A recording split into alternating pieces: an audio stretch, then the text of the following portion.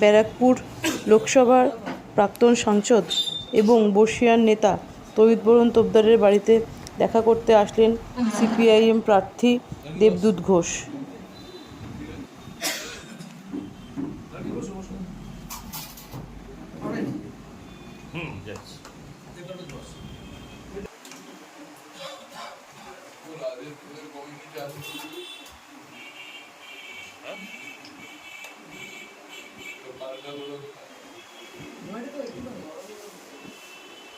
কেন অরবিন্দ রোড হবে?